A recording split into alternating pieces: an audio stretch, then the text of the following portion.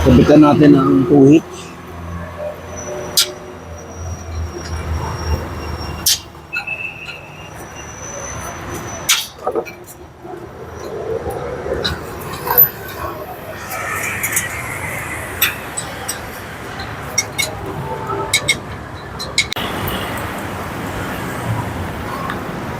Alright, kinabit natin is yung 2 hitch.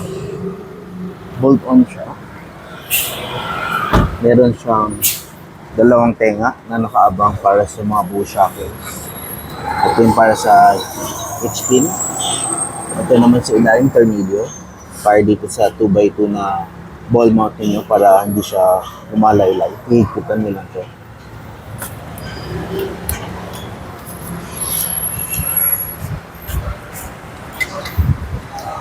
Alright, simple install.